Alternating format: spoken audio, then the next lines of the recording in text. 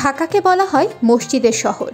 এই শহরের অলিগলিতে রয়েছে নতুন পুরাতন অসংখ্য মসজিদ, কিন্তু রাজধানীর ভাটার এলাকায় অবস্থিত মসজিদ আল মোস্তফা যেন সবার থেকে আলাদা।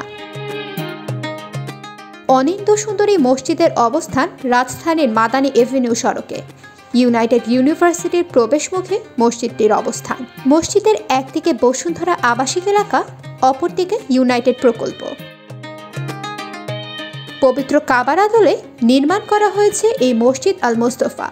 দেখলে মনে হবে মসজিদটির নির্মাণ কাঠামোতে কাবা শরীফের ছোঁয়া লেগে আছে।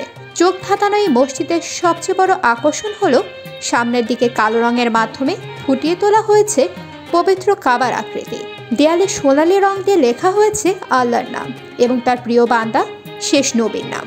এই মসজিদের সৌন্দর্য দূর থেকে অবলোকন করা যায়। মসজিদের ভেতরে মিম্বরের দেয়ালের ডিজাইনও একই। 5 তলা বিশিষ্ট এই মসজিদে আলাদা কোনো জানালা নেই, এমনভাবে নকশা করা হয়েছে যা প্রাকৃতিক আলোয় ভরপুর।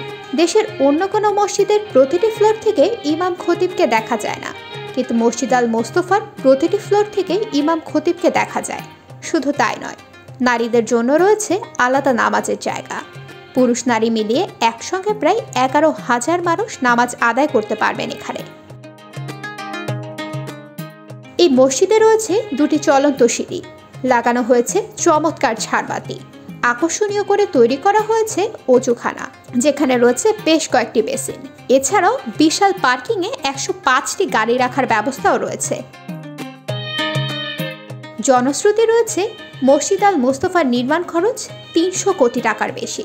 এই মসজিদের সুউচ্চ বিশেষ ধরনের একটি গম্বুজ রয়েছে, যার রং সোনালী। গম্বুজ ও পাশে থাকা বিশাল উচ্চতার মিনারের কাজ এখনো শেষ হয়নি।